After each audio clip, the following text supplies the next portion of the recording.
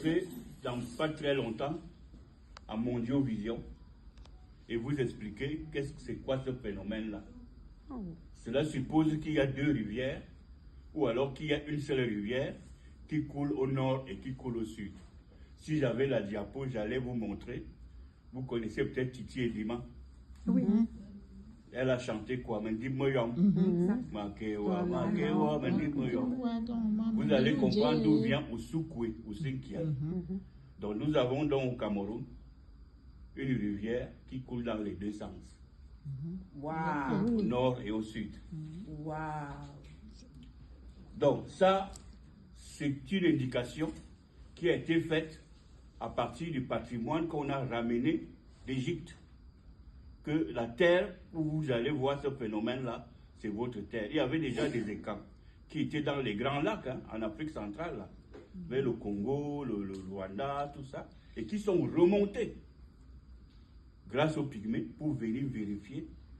Donc ça, on a déjà réglé cette affaire-là. On attend seulement la validation. Ce n'est même pas scientifique, c'est physique. Deuxième chose, pour lesquelles qui n'est pas très loin, il y a eu une polémique qui a commencé par les réseaux sociaux et dans les universités en disant que le mot Ekan ne voulait rien dire, que c'est une invention des politiciens camerounais et des activistes gabonais pour faire la politique tribale, par quelque chose comme ça. Vous avez sûrement entendu parler de ces choses-là. Bon, nous qui travaillons sur ça depuis des années, ça m'a un peu fait rire à un moment donné. Mais on savait que ce doute-là arrivera un jour ou l'autre. Parce que le nom qui est utilisé par l'histoire, c'est le mot Pawan. Donc je vous montrerai dans les images. J'ai prévu des livres de vous montrer. Des livres là-dessus et des tricheries aussi. On nous a donc enregistré dans l'histoire sous un faux nom. Donc, il fallait donc revoir un peu après la visite ici à Bordeaux, où j'ai été réconforté. Il fallait chercher que signifie Ekan en réalité. Et vous savez qu'on n'a pas le droit à l'université d'inventer des témoignages. Il faut des témoignages écrits. Je ne vais pas me lever là pour dire que mon ancêtre qui est dans le feu vient de me parler. Donc je vais établir une loi scientifique juste parce que j'ai rêvé ma grand-mère en train de me raconter des choses. Ça peut arriver, mais au niveau scientifique, ça ne veut rien dire. Nous avons donc, avec mes étudiants, cherché des dictionnaires qui ont été faits, des dictionnaires, des lexiques, des grammaires, des syllabaires même, hein. Tout ce qui a été écrit par les premiers Européens qui nous ont rencontrés. Je dois dire que nous sommes un peuple qui a été colonisé par 5 pays européens en même temps. Donc ce sont d'abord les Portugais et les Anglais qui sont venus. Et ensuite, ceux qui ont gagné le jackpot, ce sont les Espagnols, les Français, et les derniers venus, c'était les Allemands. Donc nous avons 5 colonisateurs. C'est pour ça que le symbole de la liberté, c'est l'étoile. L'étoile aux 5 branches. Pour ça aussi, quand on vous dit, ça vient de c'est pour ça que je vous ai dit tout à l'heure, vous vérifiez que vos oreilles sont bien en forme. Donc vous devez avoir 5 oreilles. 5. Donc, on a retrouvé les premiers dictionnaires, celui de 87 avec Osorio Zabala en espagnol. On a donc vu que veut dire le mot Ekan.